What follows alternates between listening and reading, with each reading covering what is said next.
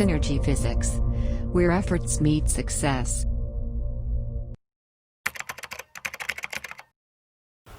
Hello everyone, welcome to lecture 7 on scalars and vectors. अब तक हमने क्या क्या देख लिया? Addition of vectors, subtraction of vectors, vectors के कंपोनेंट कैसे देख सकते हैं, फिर हमने जो स्टैंडर्ड यूनिट वेक्टर्स देखे थे, right, I cap, J cap, K cap, along X axis, Y axis, Z axis, right, ये सब चीज़ें देख ली। बट मल्टीप्लिकेशन ऑफ वेक्टर्स बचा हुआ है ना, तो हम वेक्टर्स में 3 टाइप के ऑपरेशंस कर सकते हैं। द फर्स्ट वन कि हम वेक्टर्स का एडिशन कर सकते हैं, सेकंड वन हम वेक्टर्स का सब्सट्रैक्शन कर सकते हैं, और थर्ड वन हम वेक्टर्स का मल्टीप्लिकेशन कर सकते हैं। वेक्टर के डिवीजन के टाइप की कोई चीज़ नहीं होती, राइट। वेक्टर का डिवीजन ऐसा कोई डिफाइन नहीं होता। मतलब तुम अगर बोलोगे कि सर ए वेक्टर अपॉन बी वेक्टर क्या होता है, तो ऐसी कोई चीज़ डिफाइन की नहीं गई है वेक्टर्स के लिए, राइट। बट वेक्टर का डेफिनेटली मल्टीप्लिकेशन होता है। तो आज हम मल्टीप्लिकेशन का पहला वाला पोर्शन देखेंगे, जिसको हम स्केलर प्रोडक्ट या डॉट प्रोडक्ट बोलेंगे। ठीक है, मल्टीप्लिकेशन पढ़ने से पहले एक चीज जान लेना है ना, कि जब हम एक वेक्टर को दूसरे वेक्टर के साथ मल्टीप्लाई करेंगे तो मल्टीप्लाई करने के हमारे पास 2 तरीके होंगे। ओके, पहला तरीका जिसको हम डॉट प्रोडक्ट या स्केलर प्रोडक्ट बोलेंगे, राइट। चलो मैं थोड़ा सा लिखा रहा हूं, है ना, ऐसा कोई लिखाता नहीं है but still multiplication, okay, multiplication of vectors, है ना। तो मल्टीप्लिकेशन ऑफ वेक्टर्स 2 टाइप से हम कर सकते हैं। पहला जिसको हम डॉट प्रोडक्ट या स्केलर प्रोडक्ट बोलते हैं, अभी देखेंगे, है ना, क्या है, बहुत डिटेल में देखेंगे। डॉट प्रोडक्ट है, इसको हम स्केलर प्रोडक्ट ऐसे भी बोला जाता है।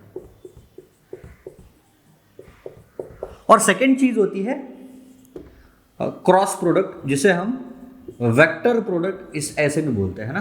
कि इनको स्केलर प्रोडक्ट या वेक्टर प्रोडक्ट ऐसे एडिशनल नेम्स क्यों दिए गए वो भी हमें पता चल जाएगा थोड़ी ही देर में, राइट। अच्छा, तो हम मल्टीप्लिकेशन ऑफ वेक्टर 2 तरीके से कर सकते हैं। पहला होता है डॉट प्रोडक्ट, दूसरा होता है क्रॉस प्रोडक्ट। जो डॉट प्रोडक्ट का नोटेशन होता है ना, लेट्स से कि मैं अगर ए और बी को डॉट प्रोडक्ट के तरीके से मल्टीप्लाई करना चाहता हूं तो उसको ऐसे लिखा जाता है A dot B vector, okay.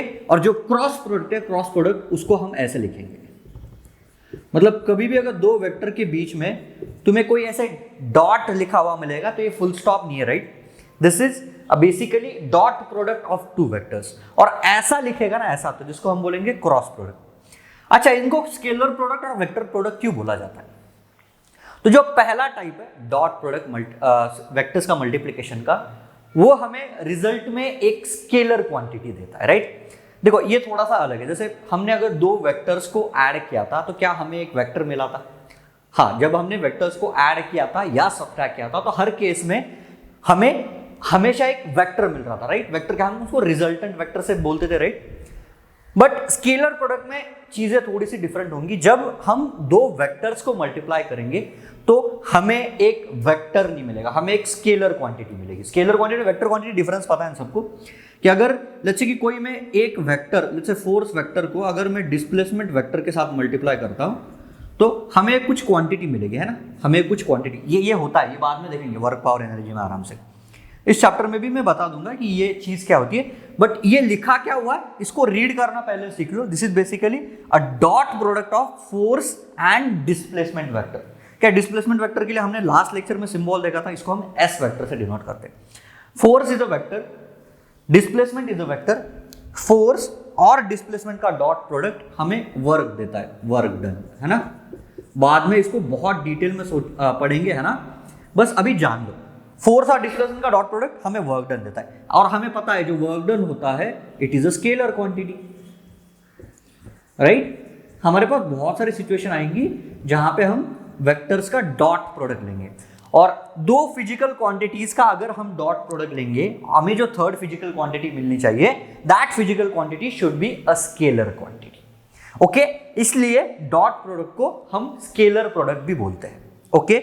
और तुम्हारा ये जो क्रॉस प्रोडक्ट होता है, क्रॉस प्रोडक्ट, तो लाइक वेक्टर प्रोडक्ट इसे नाम क्यों दिया गया, कि जब तुम 2 फिजिकल क्वांटिटीज का क्रॉस प्रोडक्ट करोगे तो तुम्हें जो क्वांटिटी मिलेगी वो भी एक वेक्टर क्वांटिटी होगी, उसका भी एक मैग्नीट्यूड होगा, उसका भी एक डायरेक्शन होगा। अभी एग्जांपल के लिए मैं बता रहा हूं, है ना। बट बाद में इसको बहुत डिटेल में पढ़ेंगे। टॉर्क, टॉर्क बोल के तुमने 2-3 बार सुन लिया होगा, है ना। टॉर्क कुछ नहीं होता है, बेसिकली ये पोजीशन वेक्टर और फोर्स वेक्टर का एक क्रॉस प्रोडक्ट होता है। समझ में नहीं आता है बिल्कुल लोड नहीं लेने का ना, ये जब जिस चैप्टर में आएगा, ये रोटेशनल डायनामिक्स में पढ़ेंगे, है ना, जिस चैप्टर में आएगा तब मैं बहुत अच्छे से एकदम प्यार से पढ़ाऊंगा कि ये टॉर्क वेक्टर क्या होता है, आर क्रॉस एफ क्यों होता है, राइट। बट अभी जान लो कि अगर ऐसा कोई चीज लिखी हुई होगी तो हम क्या बोलेंगे, मैंने पोजीशन वेक्टर और फोर्स वेक्टर का क्रॉस प्रोडक्ट लिया है, और इनसे, इनके प्रोडक्ट से जब भी मैं कोई क्रॉस प्रोडक्ट लूंगा तो मुझे एक वेक्टर क्वांटिटी मिलेगी। जैसे मैंने फोर्स और डिस्प्लेसमेंट का डॉट प्रोडक्ट लिया था तो मुझे एक वर्क डन क्वांटिटी मिली थी, right. Work done is a scalar quantity. वैसे ही मैंने जब क्रॉस प्रोडक्ट किया पोजीशन वेक्टर और फोर्स वेक्टर था तो मुझे एक फिजिकल क्वांटिटी मिली which is a vector quantity. इसका एक डायरेक्शन भी होगा और इसका एक मैग्नीट्यूड भी होगा। इजी, बस जान लो अभी कि डॉट प्रोडक्ट हमेशा एक स्केलर क्वांटिटी देगा, इसलिए इसको स्केलर प्रोडक्ट भी बोला जाता है। क्रॉस प्रोडक्ट हमेशा एक वेक्टर क्वांटिटी देगा, इसलिए इसको वेक्टर प्रोडक्ट भी बोला जाता है। और दोनों के नोटेशन कैसे देखें, जब भी डॉट प्रोडक्ट लेंगे तो इसको ए डॉट बी ऐसा लिखेंगे, और जब भी क्रॉस प्रोडक्ट लेंगे इसको रीड कैसे करते हैं, A cross B vector. Okay, A vector cross B vector. Easy. तो आज के लेक्चर में हम सिर्फ डॉट प्रोडक्ट पे बात करेंगे, नेक्स्ट लेक्चर में मैं क्रॉस प्रोडक्ट डिटेल में कवर करूंगा। ओके, इजी है ना, बस नोटेशन से A dot B, A cross B. जब ए डॉट बी करोगे तो तुम्हें एक स्केलर क्वांटिटी मिलेगी, ए क्रॉस बी करोगे तब हमें एक वेक्टर क्वांटिटी मिलेगी। ओके, इजी, नोट डाउन कर लो, रब कर रहा हूं। अच्छा भैया, तो हमने एडिशन देख ली, सब्सट्रैक्शन देख ली, चलो अब मल्टीप्लिकेशन भी स्टार्ट कर ही दे रहे हैं, है ना। तो सबसे पहले चीज जो पढ़ेंगे, हम पढ़ेंगे dot product of two vectors. ठीक है, इनके कुछ फॉर्मूलेज होते हैं और इनका फिजिकल इंटरप्रिटेशन भी देखेंगे हम, फिजिक्स में इनका यूज कैसे होगा, है ना, वो भी हम देखने वाले हैं। Okay, cool.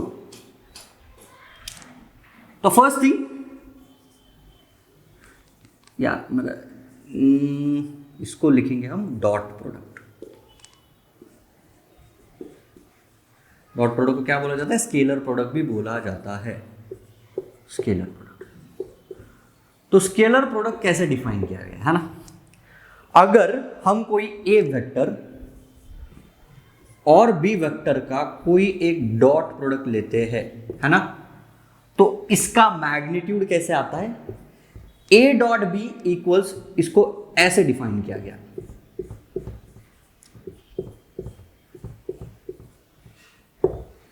सही है, इसको कैसे डिफाइन किया, जब भी हम दो वेक्टर्स का क्रॉस प्रोडक्ट लेंगे तो हम क्या करेंगे, उसकी वैल्यू कैसे लिखेंगे, हम लिखेंगे mod A mod B cos theta. Mod A is magnitude of A, mod B is magnitude of B, and where theta, theta is angle between two vectors, है ना, angle between A and B. सबको पता है ना angle कैसे निकालते हैं, angle between A vector and B vector. Okay, ये हो गया फॉर्मूला डॉट प्रोडक्ट का। तो कुछ नहीं है, जब भी हमें कोई दो क्वांटिटीज का डॉट प्रोडक्ट दिया जाएगा हम बोलेंगे mod A mod B cos theta, इसका एक मैग्नीट्यूड होता है, राइट। ओके, थोड़ा आरएचएस को ऑब्जर्व करते हैं ना, राइट हैंड साइड को थोड़ा सा ऑब्जर्व करते हैं। क्या ये मॉड ए, कोई भी वेक्टर का मॉड मतलब मैग्नीट्यूड एक स्केलर क्वांटिटी होता है। मैं एक स्केलर क्वांटिटी को दूसरे स्केलर क्वांटिटी से मल्टीप्लाई कर रहा हूं, ये स्केलर क्वांटिटी मिल गई, फिर मैं एक तीसरे स्केलर से मल्टीप्लाई कर रहा हूं, तो क्या लगता है, ये जो क्वांटिटी आ रही है, ये quantity it is a scalar quantity, इसका कोई डायरेक्शन नहीं दिया गया, राइट। बट वेक्टर प्रोडक्ट में हम देखेंगे कि या इसके साथ साथ जो मैग्नीट्यूड आता है उसके साथ एक डायरेक्शन भी आता है, मैग्नीट्यूड का फॉर्मूला हल्का सा बदल जाता है, वेक्टर प्रोडक्ट में देखेंगे। बट अगर हमें कोई भी दो चीजों का डॉट प्रोडक्ट लेने के लिए बोलेगा तो हम क्या बोलेंगे, उसका फॉर्मूला होता है mod A mod B cos theta, where theta is angle between A and B vectors. जैसे तुमने यार बचपन में पढ़ा होगा, वर्क डन का फॉर्मूला क्या होता है, वर्क डन का 9th स्टैंडर्ड में देखा था क्या, बस देखा होगा तुमने, है ना, एफ एस कॉस थीटा होता है कि नहीं होता है, राइट। थीटा एंगल तुमने बोला था, फोर्स और डिस्प्लेसमेंट वेक्टर 9th स्टैंडर्ड की एटलीस्ट सीबीएसई की किताब में दिया हुआ था ये चीज, अभी समझ में नहीं आती है, लोड नहीं है ना, जब वर्क का चैप्टर आएगा तब बहुत डिटेल में पढ़ेंगे इस चीज को, बट ये देखा देखा सा लग नहीं लग रहा है। तो बेसिकली ये देखो फोर्स को, ये वर्क डन है ना, इन्होंने इन दो चीजों का डॉट प्रोडक्ट लिया। देखो एफ डॉट एस क्या होना चाहिए, मॉड ऑफ एफ जिसको एफ लिख दिया, मॉड ऑफ एस जिसको एस लिख दिया, और cos theta, theta angle between force and displacement vector. Okay, easy है, बस ये फॉर्मूला याद रख लो, है ना। इसका फिजिकल इंटरप्रिटेशन भी देखेंगे हम, बट एज ऑफ नाउ बस इस फॉर्मूले पे फोकस करो। जब भी हमें कोई एक प्रोडक्ट लाइक दो वेक्टर्स का डॉट प्रोडक्ट दिया जाएगा तो हम क्या बोलेंगे उसको, mod A mod B cos theta, theta is angle between A and B. Okay, easy है। अच्छा चलो इसी पे थोड़ी सी और बात कर लेता हूं मैं, थोड़ा सा सोचेंगे, है ना। ओके, क्या सोचेंगे कि अगर मैंने इसका फॉर्मूला ऐसा लिखा है ना,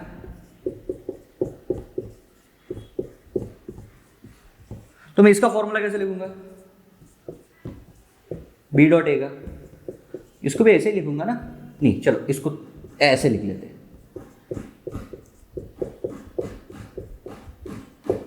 ठीक है। अच्छा, कोई दो वेक्टर्स दिए हुए हैं हमें, ये ए वेक्टर, ये बी वेक्टर, राइट, इनके बीच का एंगल थीटा दिया हुआ है, राइट। तो मैंने क्या बोला, मेरा ए डॉट बी मैंने डिफाइन किया था mod A mod B cos theta, तो मेरा बी डॉट ए आ गया mod B mod A cos theta. क्या ये दो क्वांटिटी सेम है क्या? देखो थोड़ा सा ऑब्जर्व करो, ये दोनों क्वांटिटीज एग्जैक्टली सेम है ना यार। तुम 2 into 3 लिखो, 2 into 3 into 4 लिखो, या 3 into 2 into 4 लिखो, एक ही तो होता है, सब चीजें स्केलर है यहाँ पे, राइट। तो मैं कौन से भी ऑर्डर में मल्टीप्लाई कर रहा हूँ, क्या इससे फर्क पड़ता है क्या? तो मैं इससे क्या कमेंट कर सकता हूँ, मैं इससे एक चीज कमेंट कर सकता हूँ, जो मेरा ए डॉट बी होता है और वो बी डॉट ए होता है, वो एग्जैक्टली सेम होने चाहिए। फर्क नहीं पड़ता मैं कौन से ऑर्डर में वेक्टर्स को लिखता हूं, मैं पहले ए लिख दूं या पहले बी लिख दूं, उससे कुछ फर्क नहीं पड़ता, दोनों क्वांटिटी सेम ही होनी चाहिए।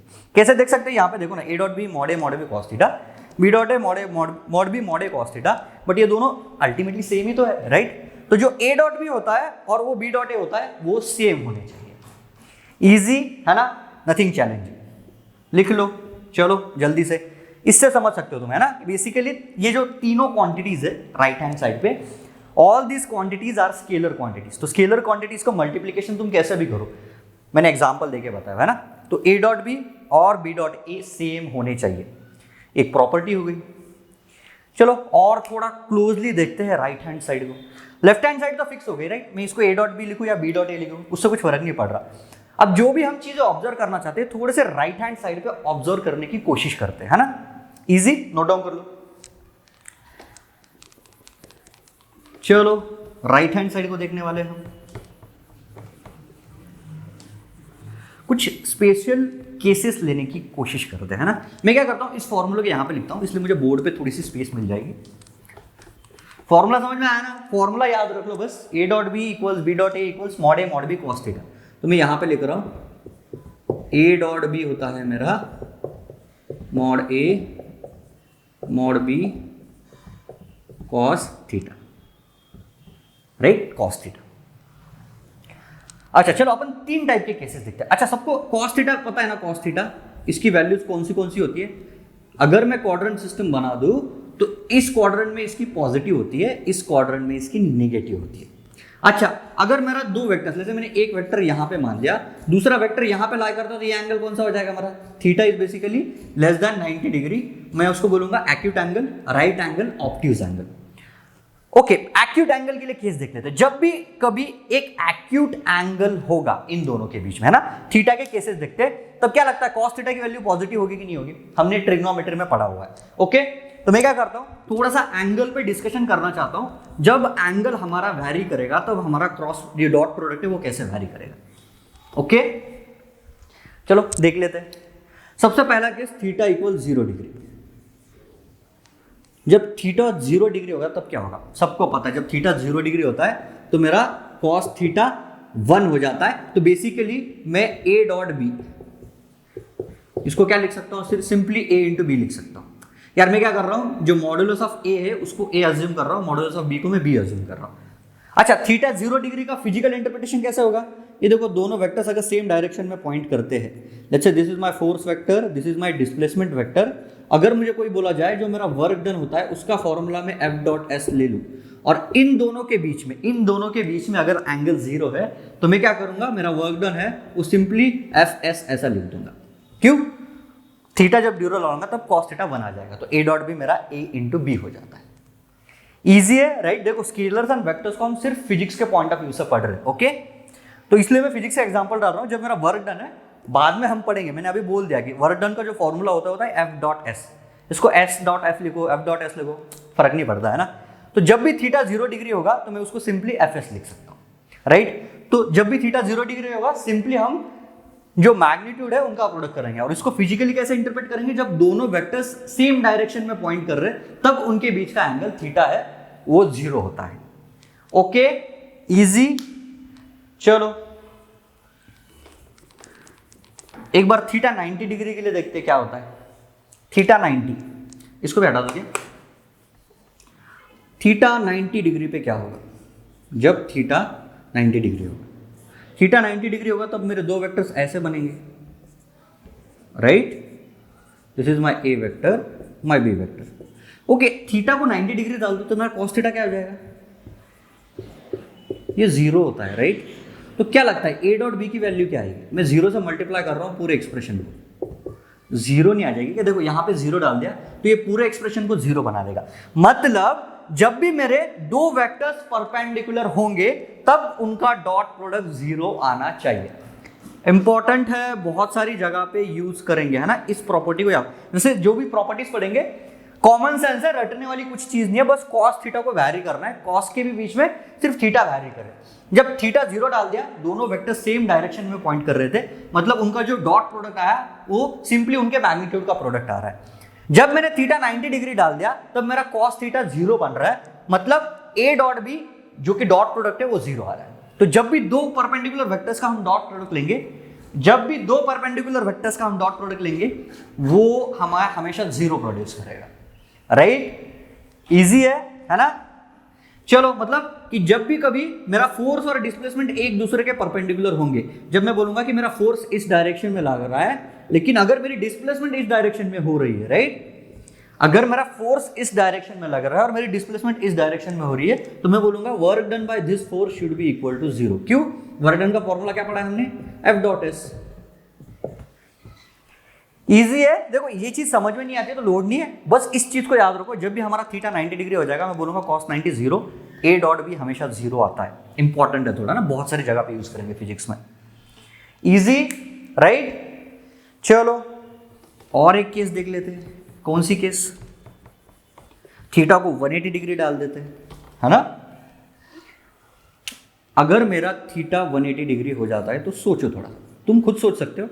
थीटा 180 डिग्री मतलब cos 180 डिग्री कितना होता है, -1, राइट। पता है, ट्रिग्नोमेट्री में पढ़ा है हमने। अच्छा अब cos थीटा को -1 डाल दो तो मेरा ए डॉट बी क्या बन रहा है, ए डॉट बी मेरा बन रहा है -ab, right. Okay, A dot B की वैल्यू -ab क्यों बनी, cos थीटा -1 आ रहा है, बाकी चीजें तो सेम ही है, राइट।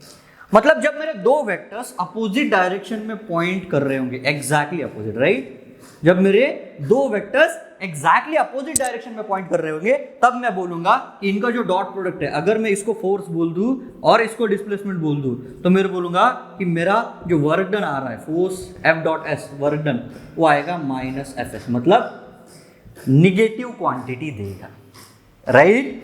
इजी है। जब मैं थीटा को 180 डिग्री डाल रहा हूं तो मेरा ए डॉट बी कितना आ रहा है, -ab, मतलब निगेटिव क्वांटिटी। या ए पॉजिटिव होता है क्या, मैग्नीट्यूड ऑफ कोई भी वेक्टर एक पॉजिटिव क्वांटिटी होता है, मतलब ये दो क्वांटिटीज का प्रोडक्ट हमें एक पॉजिटिव क्वांटिटी देने वाला है। इस पॉजिटिव क्वांटिटी को मैं -1 से मल्टीप्लाई कर रहा हूं तो क्या लगता है, ए डॉट बी की वैल्यू एक निगेटिव क्वांटिटी देगी थीटा इक्वल्स 180 डिग्री के लिए। इजी है ना।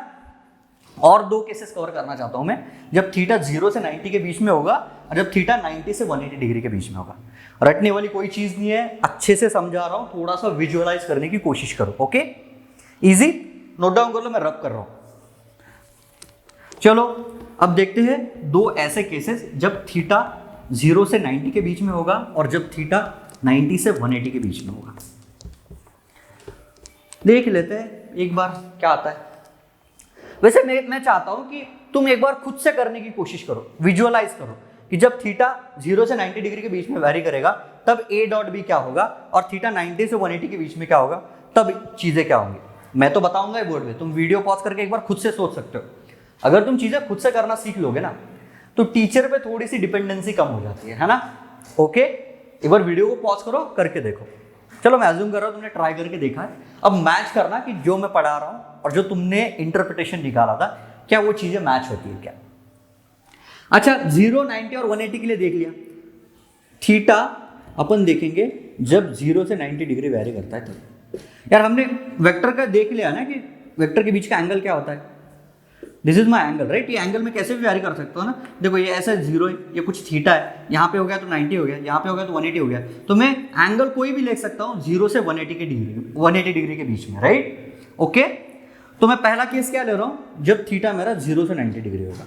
क्या लगता है कॉस थीटा पे कमेंट करो, कॉस थीटा पे क्या कॉस थीटा इस रेंज में पॉजिटिव होगा क्या हमेशा, राइट हमने देखा हुआ है अगर थीटा मेरा 0 से 90 डिग्री वैरी करता है तो जो मेरा थीटा है वो फर्स्ट क्वाड्रेंट में लाई करता है। फर्स्ट क्वाड्रेंट में लाई करता है मतलब मेरा कॉस थीटा पॉजिटिव है। Cos theta it's some positive quantity, कुछ भी हो सकता है, जब 30 डिग्री होगा तब √3/2 होगा, जब 60 डिग्री होगा तब हाफ होगा। लेकिन इस क्वाड्रेंट में अगर मेरा थीटा 0 से 90 डिग्री के बीच में लाई कर रहा है तो कॉस थीटा हमेशा हमेशा राइट हमेशा मुझे एक पॉजिटिव क्वांटिटी देगा। सही है, बोला ठीक है। ये 90 डिग्री ओपन रखो है ना, अपन ने 0 और 90 डिग्री के लिए केसेस कंसिडर किए, अब थीटा 0 और 90 के बीच में कहीं लाई कर रहा है। ओके, अगर मेरा cos थीटा पॉजिटिव हो गया तो मैं क्या कह सकता हूं, क्या मेरा जो a डॉट बी है विच इज मॉड a ये पॉजिटिव क्वांटिटी होती है। मैंने एक पॉजिटिव क्वांटिटी को दूसरे पॉजिटिव क्वांटिटी से मल्टीप्लाई कर दिया और इस रेंज में जो थीटा मुझे दिया हुआ है उसमें मेरा cos थीटा भी पॉजिटिव होता है। मतलब क्या मैं कह सकता हूं, जब मेरा थीटा 0 से 90 डिग्री के बीच में होगा तब मेरा a डॉट बी हमेशा पॉजिटिव वैल्यू देगा।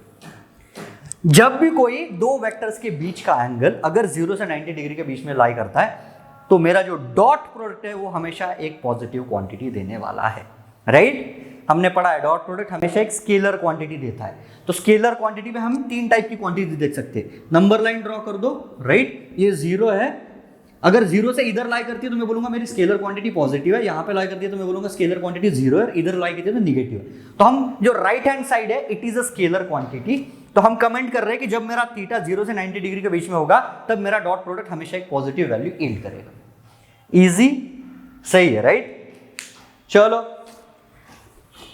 अब सोच के बताओ 90 से 180 के बीच में क्या होगा। हमें पता है cos थीटा 90 से 180 के बीच में हमेशा एक निगेटिव वैल्यू यील्ड करता है राइट। 90 डिग्री से अगर 180 डिग्री के रेंज में हम जाएंगे तो cos थीटा हमेशा निगेटिव होने वाला है। अगर cos थीटा निगेटिव होने वाला है तो मैं क्या बोल दूं, क्या जो मेरा a डॉट बी है वो भी निगेटिव होने वाला है, a डॉट बी ये भी निगेटिव हो जाएगा। सही है, थोड़ा विजुअलाइज करो, जब दो वेक्टर्स के बीच का एंगल वैरी करता है तब उनका डॉट प्रोडक्ट कैसे वैरी करता है। वर्क डन में आएगा डॉट प्रोडक्ट है ना, पहली बार वर्क डन में इंट्रोड्यूस होगा तो तब चीजें एकदम थोड़ी सी फील होके आएगी। जब तुम्हारा एक ब्लॉक है ना, एक ब्लॉक ऐसा है, मास है, बता रहा हूं अभी नहीं समझ में आता, लोड नहीं है ना, तब अच्छे से पढ़ेंगे। अगर इस पे फोर्स इधर लगता है और डिस्प्लेसमेंट इस डायरेक्शन में होती है तो मैं बोलूंगा मेरा वर्क डन पॉजिटिव है। अगर मेरा ये फोर्स है और ये डिस्प्लेसमेंट है मैं बोलूंगा मेरा वर्क डन पॉजिटिव। क्यों, वर्क डन को तो हमने डिफाइन कर लिया ना, F dot S right. Okay, ये हो गई फर्स्ट केस। सेकेंड केस क्या हो सकती है, मेरा फोर्स परपेंडिकुलर जा रहा है और डिस्प्लेसमेंट इधर हो रही है। तुम सोच रहे होंगे कि यार फोर्स ऐसे जा रहा है डिस्प्लेसमेंट ऐसे कैसे हो सकती है, तब देखेंगे बहुत सारे केसेस आते हैं जब फोर्स परपेंडिकुलर होता है डिस्प्लेसमेंट के राइट। तो इस केस में हमारा वर्क कितना बोलूंगा, मैं बोलूंगा मेरा वर्क 0 हो रहा है। ओके, और थर्ड केस क्या है, अगर मेरे ब्लॉक पे कोई एक फोर्स इस डायरेक्शन में लग रहा है और डिस्प्लेसमेंट इधर हो रही है तो ये एंगल ऑब्ट्यूज हो गया कि नहीं, थीटा राइट। ऑब्ट्यूज एंगल हो गया मतलब मेरा ए डॉट भी निगेटिव होने वाला है, मतलब मेरा वर्क डन निगेटिव क्वांटिटी ले सकता है राइट। तो डॉट प्रोडक्ट पॉजिटिव भी हो सकता है, निगेटिव भी हो सकता है, 0 भी हो सकता है, depending upon angle between two vectors. Easy है राइट। रिमेंबर करने वाली कोई चीज नहीं है, तुम अगर समझ के करोगे तो ज्यादा आसानी जाएगी। मैं प्रेफर कर रहा हूं, क्यों, जब हम वर्क वाला चैप्टर पढ़ेंगे राइट तब थोड़ा सा फील के साथ ही करना हम प्रेफर करेंगे, rather than just going with formula. हम सीधा बोलेंगे कि हम फॉर्मूला नहीं लिखेंगे है ना, सीधा बोलेंगे यार वर्क और ये अपोजिट डायरेक्ट फोर्स और डिस्प्लेसमेंट अपोजिट डायरेक्शन में हो रही है तो इनका जो वर्क डन है वो सीधा -Fs लिख सकते हैं। ओके, इजी है। फिर भी मैंने फील देने के लिए ये लिखा है। अगर ये वाला पोर्शन समझ में नहीं आता है तो हम वर्क डन में प्रॉपरली पढ़ेंगे, लेकिन इमेजिन करना डिफिकल्ट नहीं है यार, है ना। ओके, कूल, नोट डाउन कर लो। तो हमने क्या क्या देखा, जब थीटा 0 डिग्री था तब ए डॉट बी आया, ए बी। जब 90 डिग्री था ए डॉट बी 0 आया। जब 180 डिग्री था तब A dot B minus A B आया। और जब थीटा फर्स्ट क्वाड्रेंट में लाई करता है तब मेरा work A dot B positive होता है, और जब मेरा थीटा सेकंड क्वाड्रेंट में लाई करता है तब मेरा ए डॉट बी निगेटिव हो जाता है। ओके, कुछ स्पेशल केसेस देता हूं मैं, है ना। तुम मुझे बताओ कि अगर सबको पता है ना आई जे क्या होता है, आई डॉट आई की वैल्यू कितनी होगी, आई डॉट जे की वैल्यू कितनी होगी, आई डॉट के की वैल्यू कितनी होगी। यार आई जे की एक वेक्टर्स है ना, vectors along unit vectors along X axis, Y axis and Z axis respectively. Okay, ऐसे ऐसे होते हैं ना वेक्टर्स आई जे के, पढ़ा है हमने, है ना, बहुत डिटेल में पढ़ा है इसको। एक्स वाई जी, इनकी प्रॉपर्टीज क्या होती है, ये तीनों से म्यूचुअली परपेंडिकुलर होती है। इनकी वैल्यूज निकाल के बताओ, चलो करो जल्दी से, इजी है। इनके बीच में एंगल कितना है, आई और आई, दोनों वेक्टर सेम ही तो वेक्टर है, ऐसे राइट। तो इनके बीच में थीटा 0 डिग्री बोल दो क्या, मतलब क्या हो जाएगा, सिंपली ए बी आ जाएगा। लेकिन दोनों का मैग्नीट्यूड तो 1 है, तो मैं क्या कह सकता हूं कि मेरा आई डॉट आई ये 1 होता है, 1। अच्छा, हमने ये भी देखा जब थीटा 90 डिग्री था तब मेरा ए डॉट भी 0 आ रहा था, तो मेरा आई डॉट जे कितना आएगा, 0। क्यों, थीटा 90 है तो ये 0 आएगा। सिमिलरली आई डॉट के बीच का एंगल देखो, ये आई इधर था, जे इधर था, इन दोनों के बीच का एंगल 90 डिग्री है। तो हमने देखा था कि अगर मैं दो वेक्टर्स का डॉट प्रोडक्ट लेता हूं तो वो हमेशा, अगर परपेंडिकुलर है तो हमेशा 0 होंगे। सिमिलरली आई और के परपेंडिकुलर है क्या, देखो ये आई है, ये के वेक्टर है, ये दोनों परपेंडिकुलर, मतलब आई डॉट के भी थीटा 90 डिग्री हो गया, ये भी 0 आ रहा है। ओके, क्या हम ऐसा बोल सकते, अगर मैं इसको जे डॉट आई लिखता तो क्या आता, 0, J dot J 1, J dot के 0।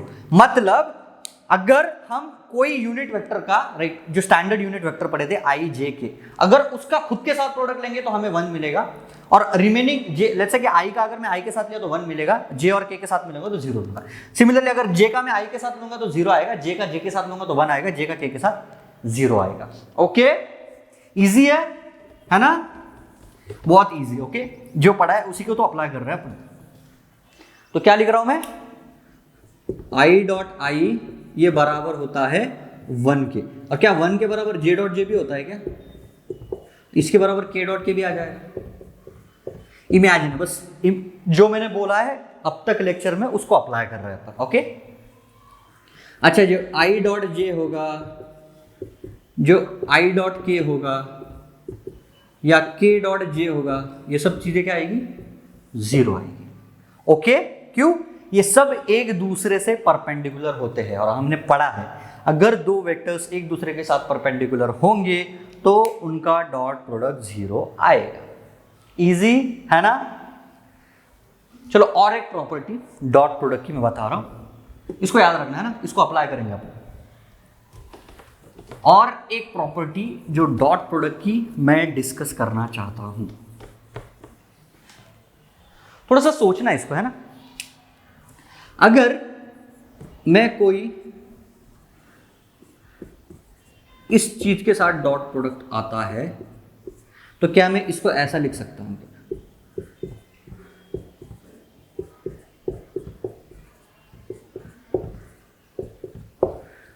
लिख सकता है ना। ये भी एक इंपॉर्टेंट प्रॉपर्टी है। बस क्या इसको डिस्ट्रीब्यूटिव बोलते हैं क्या, कुछ तो बोलते हैं मैथ्स में, बस याद रख लो। अगर मैं कोई b प्लस सी वेक्टर ले लूं, राइट, उसका अगर मैं a वेक्टर के साथ डॉट प्रोडक्ट लेता हूं तो मैं उसको ऐसे एक्सपांड कर सकता हूं, कैसे, a dot B vector plus b dot C vector. Easy है ना। अब इसी प्रॉपर्टी का यूज करके हम क्या करेंगे, अगर हमें वेक्टर्स कोई कंपोनेंट फॉर्म में दिए होंगे, कंपोनेंट फॉर्म मतलब अगर कोई वेक्टर हमें आई जे के टर्म्स में दिया हुआ है, दो वेक्टर्स, उनका अगर डॉट प्रोडक्ट करना है तो हम कैसे करेंगे वो देखने वाले। इस प्रॉपर्टी को देख लो एक बार। ओके, चलो देखते हैं dot product in component form. वो बहुत इजी है ना, ये चैप्टर बहुत ज़्यादा इजी है ना, थोड़ा सा फील लेके करना है, लेकिन बहुत ज़्यादा इंपॉर्टेंट है। बाकी मैकेनिक्स में या जो भी चीज़ें जिसमें मैकेनिक्स थोड़ा सा इन्वॉल्व होता है, वहाँ पे वेक्टर्स का काफ़ी ज़्यादा यूज आता है। चलो एक एग्जाम्पल बता, जैसे मैंने एक मान लिया कि कोई एक ए वेक्टर है जो है a1 i cap b1 j cap plus C1 k cap. दूसरा वेक्टर है B वेक्टर, इसको मैंने मान लिया A2 i cap B2 j cap plus C2 k cap.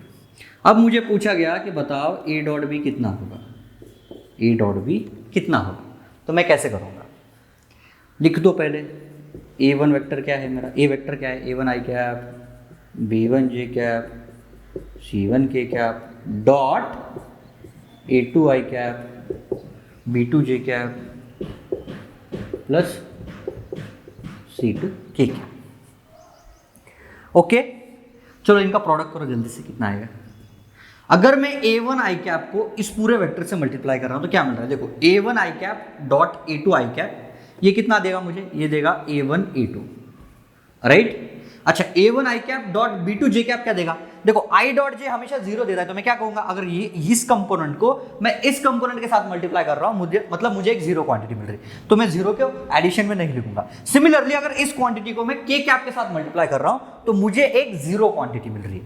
Zero मिल रहा है ना, इमेजिन कर सकते हो, देखो i डॉट k ये जीरो हो जाएगा, तो क्या मैं इसको भी नहीं लिखूंगा? अच्छा, सिमिलरली B1j को क्या हो जाएगा? देखो B1j डॉट A2i, j और i एक दूसरे के साथ परपेंडिकुलर है, मतलब मैं इसको सिंपली ऐसे लिख दूं क्या, B1 कितना आएगा, B1 B2। क्यों? सिर्फ JJ वाले मल्टीप्लाई होके ही तो तुम्हें एक यूनिट वेक्टर देंगे जिसका मैग्नीट्यूड 1 होता है, राइट। जैसे हमने देखा ना कि i डॉट i 1 होता है लेकिन j डॉट i 0 होता है, तो मैं वही कंसेप्ट यूज कर रहा हूं, j डॉट i 0 हो गया, j डॉट j 1 आ गया, that's it B1 B2 plus. यार इजी है ना, अंडरस्टैंड कर रहा है, मैं इसको C1 C2 लिख दूंगा। क्यों? बस हम क्या करने वाले, हमें पता है अगर मैं i को i के साथ मल्टीप्लाई करूंगा तो मुझे 1 मिलने वाला है, लेकिन i को मैं j के साथ मल्टीप्लाई करूं या k के साथ मल्टीप्लाई करूं तो हमें एक जीरो वेक्टर मिलने वाला है। ओके, इजी है। तो जब भी कभी हमें दो वेक्टर्स दिए जाएंगे ऐसे फॉर्म में, तो हम बोलेंगे उनका जो a डॉट b होता है वो ये होता है। इसको याद रखना मुश्किल है क्या? बस i कंपोनेंट j कंपोनेंट और k कंपोनेंट मल्टीप्लाई कर दो, उनको ऐड कर दो। एग्जाम्पल करेंगे अभी इसके ऊपर, है ना। क्या करना है? बस इनके कंपोनेंट्स को मल्टीप्लाई करते जाना है और ऐड करते जाना है। Easy to understand, nothing impossible, right, sorry nothing difficult, है ना। ओके, इजी है, नोट डाउन कर लो। चलो कुछ एग्जाम्पल देखते हैं, ये इंपॉर्टेंट है ना, बहुत ज्यादा इंपॉर्टेंट है। जब भी कभी हमें कोई वेक्टर्स दो ऐसे फॉर्म में दिए जाएंगे, हम बोलेंगे उनका डॉट प्रोडक्ट कैसे आता है। सिंपली हम उनके आई कंपोनेंट, जे कंपोनेंट और के कंपोनेंट को मल्टीप्लाई कर देंगे और उनको ऐड कर देंगे। और हम ऐसा क्यों कर रहे हैं, तुम्हें फील आ सकती है, राइट। मैं आई को आई के साथ मल्टीप्लाई कर रहा हूं तो मुझे 1 आ रहा है, लेकिन आई को जे और के साथ मल्टीप्लाई करूंगा तो 0 होगा, तो वो वाले टर्म लिखूंगा ही नहीं मैं।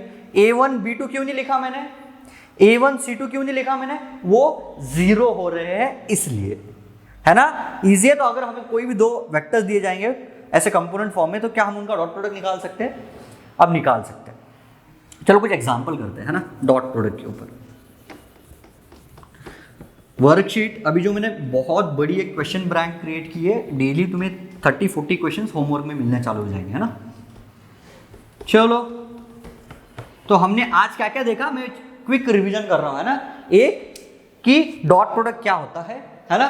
फिर डॉट प्रोडक्ट का हमने फॉर्मूला देखा, mod A mod B cos theta. फिर हमने थीटा की अलग अलग वैल्यूज के लिए डॉट प्रोडक्ट का इंटरप्रिटेशन देखा, कब पॉजिटिव आएगा, कब नेगेटिव आएगा, कब 0 आएगा, राइट। जब थीटा 90 था तब 0 आ रहा था। और क्या देखा, फिर हमने कंपोनेंट फॉर्म में देखा कि कंपोनेंट फॉर्म में अगर हम दो वेक्टर्स को डॉट प्रोडक्ट से मल्टीप्लाई करते हैं तो हमें अल्टीमेटली क्या मिलता है, इजी। ओके, चलो कुछ एग्जांपल करते हैं। अगर मुझे किसी ने बोल दिया जो मेरा वर्क डन होता है वो f डॉट एस वेक्टर होता है, राइट। चलो, तो उन्होंने पूछा कि ये 3 केसेस के लिए मुझे वर्क डन निकाल के दिखाओ, है ना। पहली केस कि अगर कोई 5 न्यूटन का फोर्स, है ना, ऐसे डायरेक्शन में निकल रहा है, ये 30 डिग्री डायरेक्शन में, ओके, और ये फोर्स क्या कर रहा है, इस डायरेक्शन में एक डिस्प्लेसमेंट क्रिएट कर रहा है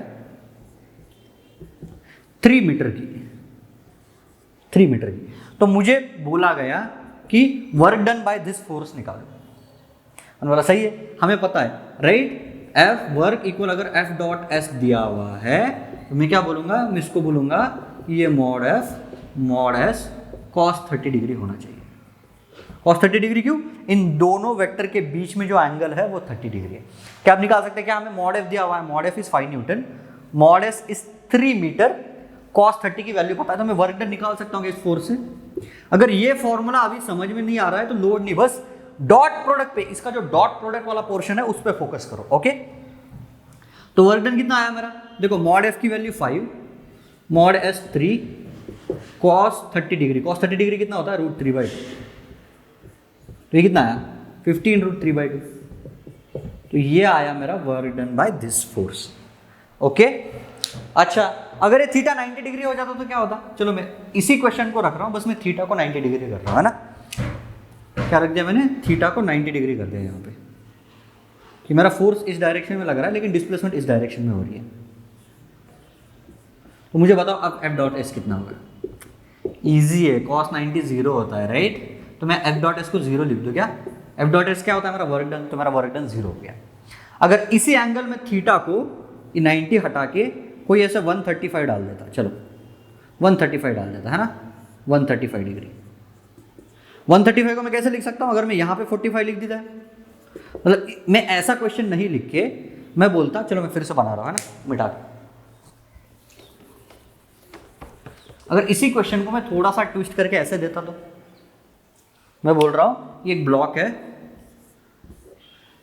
इस पे इस डायरेक्शन में फोर्स लग रहा है, यहाँ पे 45 डिग्री का, और इसकी डिस्प्लेसमेंट इधर हो रही है, राइट? फोर्स का मैग्नीट्यूड 5 न्यूटन ही रख दो, डिस्प्लेसमेंट भी 3 मीटर रख दो, right? This is my S. Okay, तो मुझे बोला गया कि अब वर्क डन निकालो। दो वेक्टर्स के बीच का एंगल लेना होता है हमें, राइट? ये 45 दिया है, मतलब ये नहीं लेना, हमें ये वाला एंगल लेना है, यहाँ से यहाँ तक। ये कितना हो जाएगा? निकाल के देखो यार, 135 डिग्री आता है, राइट? तो हमारा एफ डॉट एस कितना हो जाएगा? एफ डॉट एस हो जाएगा, फोर्स की वैल्यू 5 न्यूटन, 5 × 3 × cos 135, cos 135 होता है -1/√2।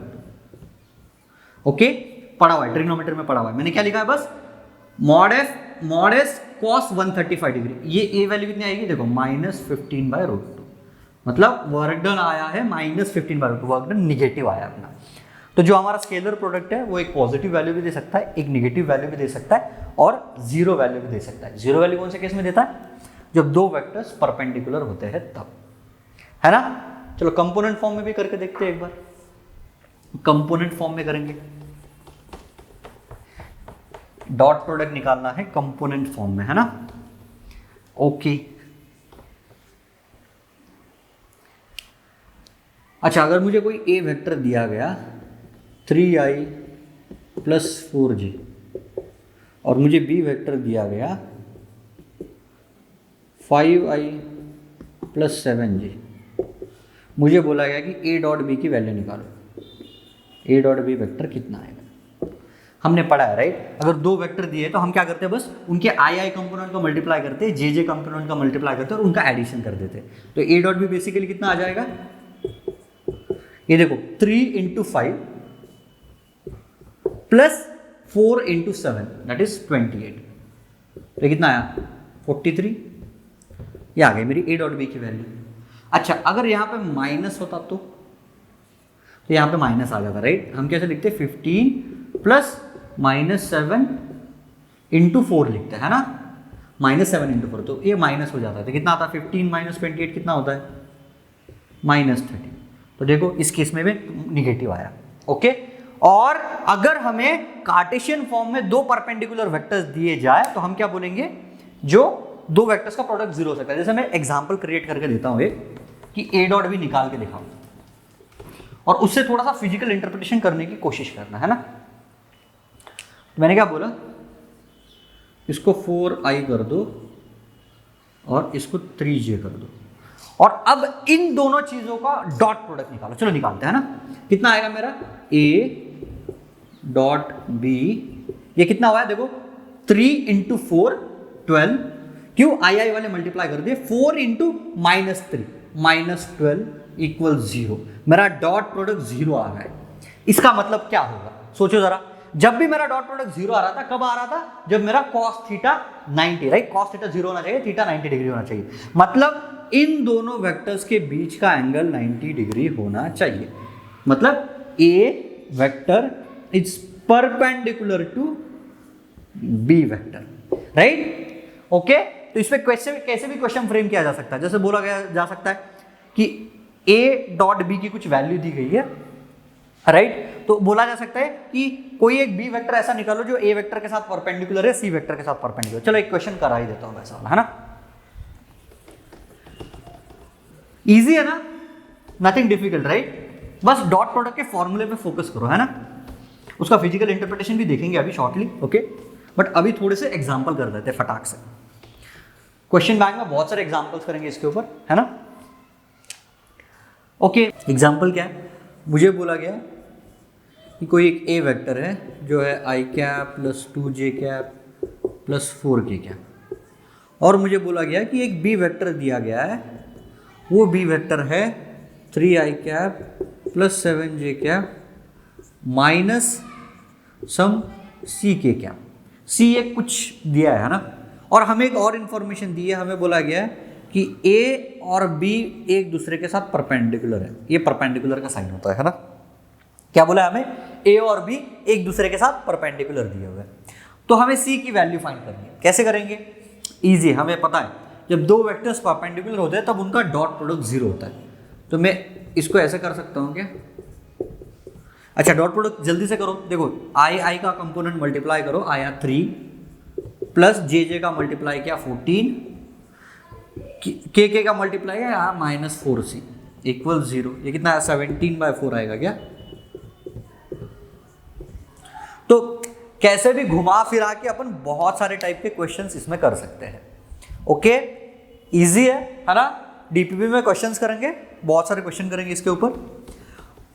तो बस कुछ चीजें हैं याद रखो कि थोड़ी सी फील कि स्केलर प्रोडक्ट कैसे वैरी करता है एंगल के साथ, है ना। और कब डॉट प्रोडक्ट 0 होता है, जब थीटा दोनों के बीच में 90 डिग्री होगा तब। ओके, चल थोड़े से यूजेस देख लेते हैं ना कि यूज कहाँ कहाँ पे हो सकता है डॉट प्रोडक्ट। हमें एक वेक्टर दिया गया a। अब मैंने क्या किया, हमें पता है कि a dot B equals mod a mod b cos theta होता है। अगर मैं a वेक्टर के साथ डॉट प्रोडक्ट लूंगा तो मुझे क्या मिलेगा, थोड़ा सा विजुअलाइज करके देखो। a वेक्टर का अगर मैं a वेक्टर के साथ डॉट प्रोडक्ट लेता हूं तो मुझे क्या मिलता है। एक कोई वेक्टर ऐसा है a, अब मैं सेम वेक्टर के साथ डॉट प्रोडक्ट लेना चाहता हूं। क्या मैं कह सकता हूं, जो मेरा दोनों वेक्टर है, दो वेक्टर क्या है, एक ही तो वेक्टर है, जो ये वाला ये है और ये वाला ए है, दोनों का डायरेक्शन सेम है। डायरेक्शन सेम है मतलब थीटा 0 है। तो क्या मैं इसको ऐसे लिख दूं क्या, a cos 0, ये हो गया a स्क्वायर, राइट। अच्छा इसी चीज को क्या मैं ऐसे लिख दूं, जो मेरा a डॉट ए होता है वो होता है मेरा मॉड a का स्क्वायर। क्या मैं इसको ऐसे लिख सकता हूं, इजी है, पता है हमें, राइट। a डॉट बी क्या होता है, मॉड बी कॉस थीटा। यहाँ पे थीटा 0 है, क्यों, हम सेम वेक्टर के साथ डॉट प्रोडक्ट लेना चाहते हैं। मॉड बी दोनों की वैल्यू a हो गई, तो a square into cos 0 that is 1। तो बेसिकली मेरे पास आया a dot A equals mod a का स्क्वायर, है ना। इसको इंटरप्रेट कर सकते हैं। स्लिप ऑफ टंग यार, है ना। कभी कभी बोलते टाइम तुम लोगों के साथ भी होता होगा, है ना, कि जो चीज़ बोल रहे हो वो एकदम क्विकली नहीं बोल पाते हम, है ना। तो इस चीज़ को ऐसे हम देख सकते हैं, कैसे a डॉट ए को मैं मॉड a का स्क्वायर लिख सकता हूं। ओके, इजी है। तो इस कंसेप्ट को हम थोड़ा सा जनरलाइज करने की कोशिश करते हैं। कैसे, कि अगर मुझे कोई एक एडिशन दी है, एडिशन, राइट। अब इस एडिशन का मुझे मैग्नीट्यूड निकालना, तो मैं क्या करूंगा, तुम ये करके देखो। ये क्या हमने अभी देखा था, अगर मैं इन दो वेक्टर के एडिशन को कोई एक आर वेक्टर मान लूं, राइट, और ये भी आर वेक्टर हो जाएगा, राइट। तो आर डॉट आर कितना होता है, वो होता है मॉड आर का स्क्वायर, राइट। अब इस आर को a प्लस बी से मैं रिप्लेस कर रहा हूं, तो ये कितना हो जाएगा। इसी चीज को क्या मैं ऐसे लिख सकता हूं क्या, mod of a plus B vector का स्क्वायर, राइट। तो हम इसको ऐसे भी लिख सकते हैं। अगर कोई भी वेक्टर का खुद के साथ हम डॉट प्रोडक्ट लेंगे तो हमें उसके मैग्नीट्यूड का एक स्क्वायर मिल जाएगा, राइट। डीपीपी में एग्जांपल्स करेंगे तो इस पे और थोड़ी सी क्लियरिटी आएगी, लेकिन अभी बस कंसेप्ट समझ लो, थोड़ा सा मैथ्स है। क्या क्या मैंने पहले दिखाया कि a डॉट ए होता है मॉड a का स्क्वायर, फिर मैंने a प्लस बी को कोई एक r वेक्टर बोला, फिर a प्लस बी का खुद के साथ डॉट प्रोडक्ट लिया तो मुझे मिल रहा है mod of a plus B का स्क्वायर, राइट। इजी है ना, इजी स्टफ, ओके।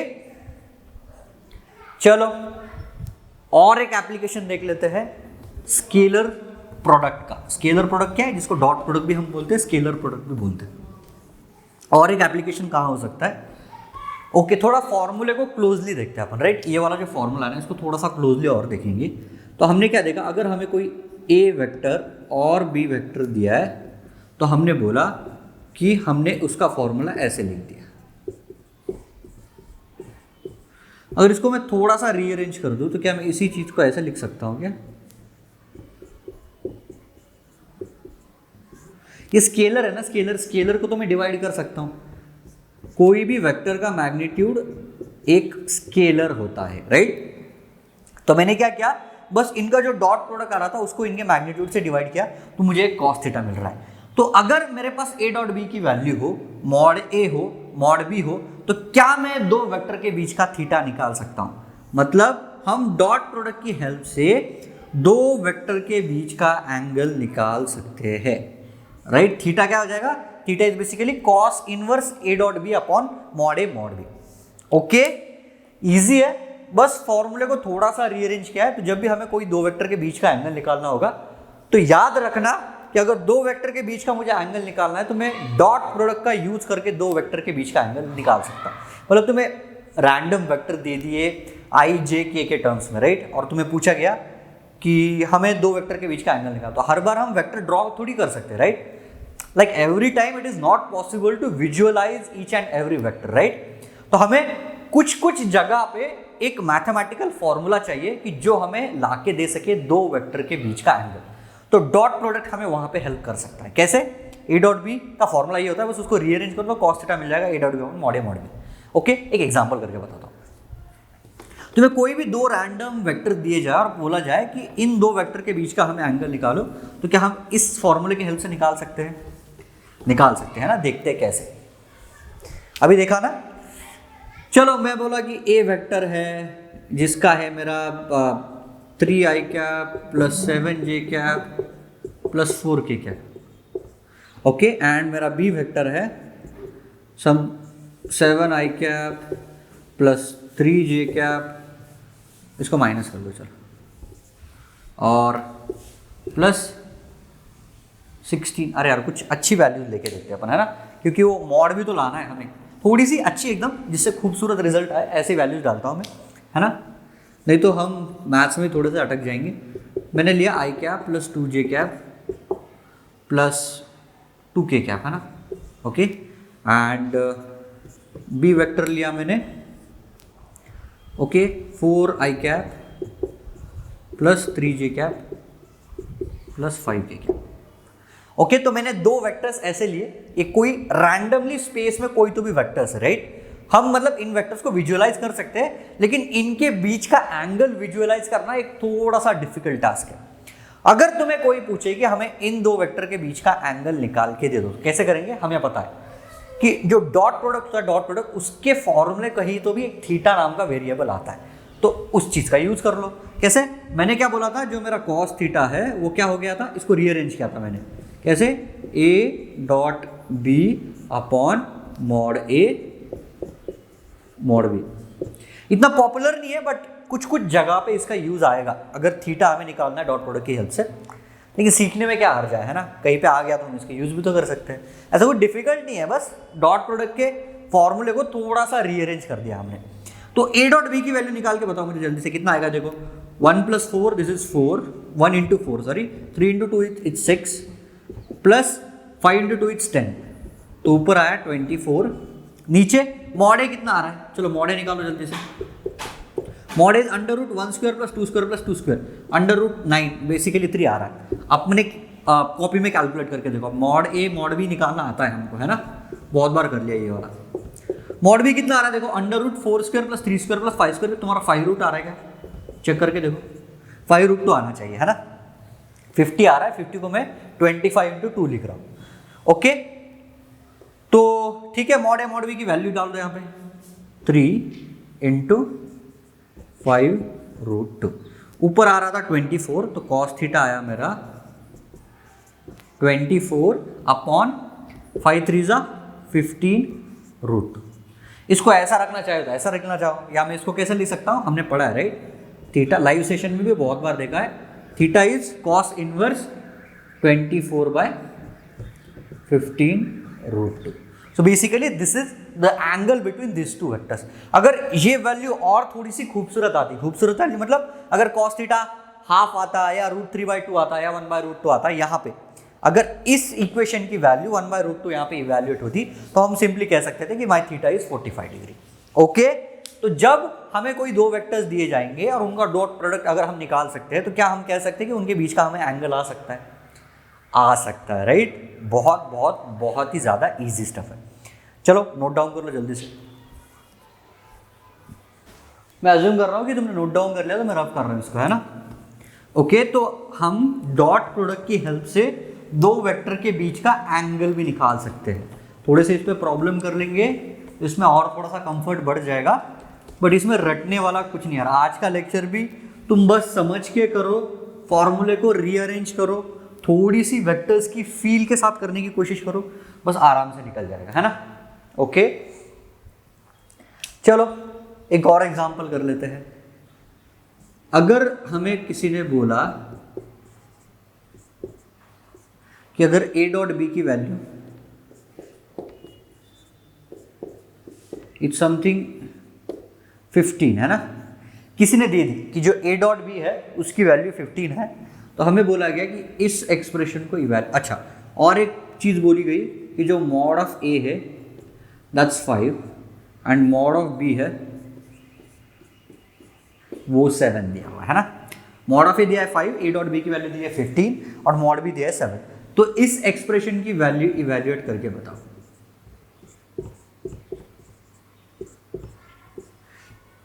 ये बेसिकली दो वेक्टर का डॉट प्रोडक्ट ले रहे हैं। कैसे कि a कुछ वेक्टर था जिसका मैग्नीट्यूड 5 है, b कोई वेक्टर है जिसका मैग्नीट्यूड 7 है। क्या हमें a और b के बीच का एंगल दिया हुआ है क्या? नहीं दिया हुआ। बस हमें पूछा है कि अगर तुम a प्लस बी करोगे और 2a माइनस 7b वेक्टर, ऐसे कोई दो वेक्टर लोगे और उन दोनों का डॉट प्रोडक्ट लेंगे, तो इसकी वैल्यू कितनी आएगी निकाल के बताओ। बोला ठीक है। तो इसको कैसे कर सकते हैं, इस चीज को थोड़ा सा सिंप्लीफाई करने की कोशिश करें। देखो a vector dot 2a vector ऐसे लिख दो इसको, है ना, minus a vector dot 7b vector plus b vector dot 2a vector minus इसको इसके साथ मल्टीप्लाई करो b vector minus 7b vector. Okay, क्या a वेक्टर और 2a वेक्टर का डायरेक्शन सेम है? डायरेक्शन सेम है मतलब हमने देखा था अगर दो वेक्टर को हम मल्टीप्लाई करें, इस चीज को अगर मैं ऐसे प्लग कर दूं, है ना, देखो इस चीज को मैं कैसे कर रहा हूं 2a डॉट a। अच्छा, a डॉट a को हमने क्या देखा था, हमने a डॉट a को मॉड ऑफ a का स्क्वायर देखा था क्या, राइट। तो इस चीज को मैं लिख रहा हूं 2 टाइम्स मॉड a का स्क्वायर। थोड़ा सा सिंप्लीफाई किया हमने। देखो a मैंने क्या किया, 2 इज स्केलर क्वांटिटी, इसको बाहर लिया, राइट। तो मैंने क्या किया 2 टाइम्स a डॉट a, इसको ऐसे रीअरेंज कर दिया, और हमने देखा था कि a डॉट a होता है वो मॉड a का स्क्वायर होता है। बाकी बचे हुए मैंने कैसे, इसको -7 a dot b plus 2 times b dot a और a डॉट b सेम ही होता है, हमने देखा था, राइट। माइनस इसको मैं कैसे लिख सकता हूं 7 मॉड b का स्क्वायर लिख दूं क्या, 7 b डॉट b हो जाएगा। b डॉट b को मैंने मॉड b का स्क्वायर लिख दिया। हमने देखी है सब चीजें इसी लेक्चर में देखी हुई है ना। क्या सब वैल्यूज दी हुई है? हमने मॉड a की वैल्यू दी हुई है हमें 5, राइट। इसको रब कर दो, मॉड a की वैल्यू दी है, मॉड b की वैल्यू दी है, a डॉट b की वैल्यू दी है। तो मॉड a की वैल्यू कितनी है 5, तो ये हो जाएगा 2 times 5 square that is 25 minus देखो 7 a dot b plus 2 a dot b that's minus 5 a dot b। a dot b की वैल्यू 15 दी है, तो मैं बोलूंगा this is -5 into a dot b की वैल्यू 15, राइट। मॉड b की value दी हुई है मॉड b, राइट। तो -7 मॉड b का स्क्वायर 7 स्क्वायर। ये सिंप्लीफाई कर रहा है ना, बेसिक मैथमेटिक्स है। अब ये भी चीज़ मैं सिंप्लीफाई करके दे दूँ क्या, ईजी है ना, यू कैन डू इट। तो पता चल गया ना, अगर दो वेक्टर को मैं ऐसे डॉट ले रहा हूँ तो मैं इसको ऐसे एक्सपांड भी कर सकता हूँ। तो मैं इससे क्या समझाना चाहता था कि अगर हमें दो ऐसे कोई वेक्टर्स दिए हुए, राइट, ऐसे वेक्टर, तो इनको हम एक्सपांड ऐसे कर सकते हैं। इजी है ना, ओके चलो। और एक बहुत इंपॉर्टेंट चीज होती है ज्योमेट्रिकल इंटरप्रिटेशन, राइट। उसके लिए मैं एक सेपरेट वीडियो बनाऊं क्या, ठीक है, उसके लिए एक सेपरेट वीडियो बना देता हूं, है ना। चलो डॉट प्रोडक्ट में इस वीडियो में इतना ही पढ़ते हैं, ओके। तो डॉट प्रोडक्ट में एक थोड़ा सा नेक्स्ट लेक्चर में और एक पोर्शन कवर करना चाहता हूं मैं, कि इसका ज्योमेट्रिकल इंटरप्रिटेशन क्या होता है, मतलब अगर अपन डॉट प्रोडक्ट ले रहे हैं तो हो क्या रहा है ना। तो थोड़ा सा फॉर्मूले को और थोड़ा सा क्लोजली देखेंगे ना, तो हमें वो चीज़ें समझ में आ जाएगी कि एक्चुअली ज्योमेट्रिकली क्या हुआ है। जो हमने कंपोनेंट्स पढ़े थे, राइट, कि एक का कंपोनेंट दूसरे चीज़ के ऊपर। चलो मैं थोड़ी सी हिंट दे देता हूँ। क्या हमने देखा था कि मॉड बी कॉस थीटा क्या होता है, कि अगर दो वेक्टर ऐसे दिए हुए, थोड़ी सी हिंट दे रहा है ना, नेक्स्ट लेक्चर में देखेंगे अपन, ओके। अगर ये कोई ए वेक्टर है और ये कोई बी वेक्टर है, राइट, ये थीटा है, तो क्या इस वेक्टर का कंपोनेंट में इस डायरेक्शन में ला सकता हूँ क्या, कितना आता पता। अगर कोई ऐसा वेक्टर दिया हुआ है ई ए वेक्टर थीटा एंगल पे, तो यहाँ पे कुछ तो मॉड ए कॉस थीटा आता है, राइट। मतलब ये वाली टर्म हमें फैमिलियर है, ये वाली, राइट, बस इसके साथ ये कुछ तो मल्टीप्लाई कर रहे हैं। नेक्स्ट लेक्चर में देखते हैं कि ये है क्या, ओके। और अभी थोड़ी सी प्रैक्टिस अपन थोड़ी सी हेवीली चालू करने वाले हैं। मैं ज़्यादा क्वेश्चन अभी आज अपलोड कर दूंगा, है ना। तो बहुत सारे क्वेश्चंस होंगे डेली, हमको कम से कम 50 to 60 question scalars and vectors पर करने पड़ेंगे। नेक्स्ट चैप्टर जब भी चालू होगा तब हम स्केलर्स एंड वेक्टर्स का पेंडिंग होमवर्क भी कंप्लीट कर लेंगे, ओके। चलो, ऑल द बेस्ट।